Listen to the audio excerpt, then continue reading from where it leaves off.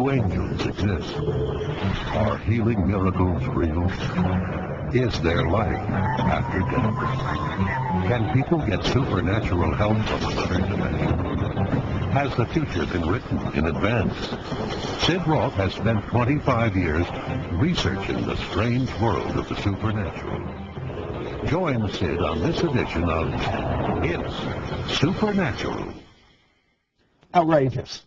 My guest in the car ride here to the studio brought up something. I mean, this is the world's foremost expert in cults, in deliverance, in occult, and his name is Bob Larson. You've probably seen him on television. And I can understand him going after something like Harry Potter. I mean, that's a no-brainer. But the Chronicles of Narnia, I mean, good versus evil. I mean, actually, the gospel in an allegorical form with this line and getting it. I mean, Hollywood has been so corrupt for so many years, and now we're finally getting something talking about good things and feel-good movies. And so, Bob Larson, why do you say that it's not a godly movie? You got a good argument here. You're almost convincing me. No, well, we'll go to another subject. Well, I mean, everything you say is true. And allegorically, although Lewis warned, don't read too much into it.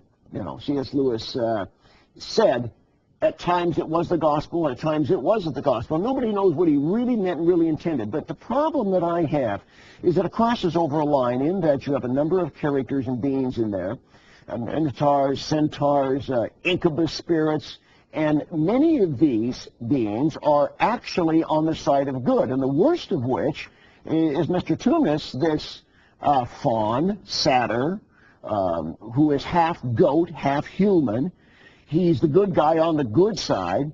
This is the classical, historic, in Satanism, representation of Lucifer. So you mean someone that is in Satanism would go to that movie and get even more excited than a Christian? Well, they would at least identify with that character and get a little bit of a chuckle that that the theater is filled with Christians who are there thinking it's an allegorical representation of the gospel when you've got the personification of Lucifer on the screen hopping around in cloven hooves. I mean, there's some confusion here, and you can't just send kids who are Christians to that movie without an adequate explanation. Here's what I hear you saying, Bob.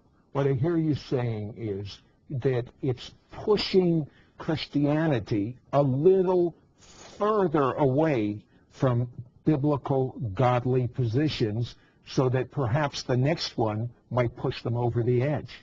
It's a very dangerous thing to eclectically mix the gospel and any sort of Christian truth with things that are outright demonic. Now, you know, I can't read C.S. Lewis's mind. I don't know what he was thinking at the time. He was an Oxford scholar. He studied the classic literature modes, and you know, maybe to him it was something that was archetypal, it was philosophical, but in a world in which sorcery and witchcraft and the occult are so prevalent and seducing so many of our young people today, I think it's a dangerous step over the mark. And any Christian parent who's going to say their kids should go see this movie had better be aware of what they're seeing. Bob Larson was recently in New Zealand, and he was conducting a meeting, and there's a man by the name of Shane who literally was abused by his father at knife point as a child. Horrible situation. I want you to see what happens when Bob actually picks him out in the audience and begins to move with the power of God. Let's go to that clip. My Bible. Look at me. What's your first name, sir? Sue. Huh? Sue. Shane? You're with him? What's your relationship? Engaged. Engaged. I divide soul and spirit. I separate Shane from the angry part. From angry Shane.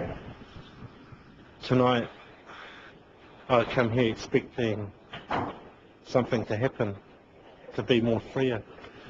What happened? Who do you hate and why? My father. What'd your father do?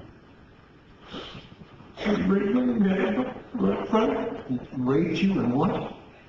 Handed you off to a friend? What'd you say? I feel like he handed me off to my friend. He put a knife to your throat and raped you, your own father? Why do you want to kill him? I want to kill him too if he deserves to die. It's just rage, just so much hate, so much anger, resentment, retaliation. Look at me. You're a good man, Shane. Your father did a bad thing. He did it because somebody did it to him. And a curse that goes way back. Something that evil could only be the result of a long embedded curse. You're here tonight because God's going to set you free. If you'll let him right now. I'm going to take you through a couple of processes. Look at me. I take the sword of the Spirit and I divide soul and spirit, and I divide Shane the man from Shane the boy. I want the boy. I want the little boy who was raped. I want you to look at me. I want little Shane to look at me. Your daddy's a mean daddy. He's a very bad daddy. He's doing something very bad. You don't like it, do you? It hurts. And you hate what he's doing. And you hate him for doing it, don't you? Don't you? Bad, isn't it? A lot of that is to do with the anger that was just built within, and it was like a ticking time bomb, really, ready to explode. It's okay. I'm sorry for what Daddy did.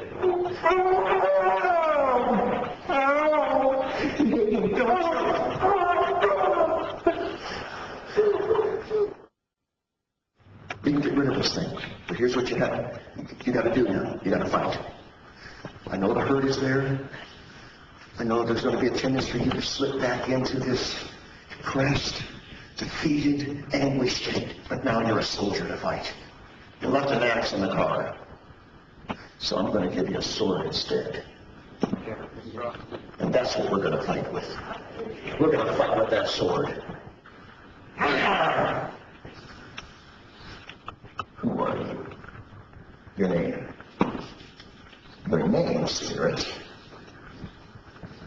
Your name, Spirit. Who are you? Enter! Why, Jezebel? How many generations do you go back, Jezebel? How many generations? How many? No seconds, stand back, please. How many? 12. And what happened 12 generations ago? Answer me, Jezebel. What happened 12 generations? Rape and murder. Unloose the dogs of Jezreel on you, Jezebel. I bind you to murder and perversion and all of your kind. The curse is broken, Jezebel. Get up and face me. Get up. The curse is broken. Renounce! Every right to this child of God. Say, this child of God. It means a child of God. Say, this child of God, Jezebel. Say, this child of God.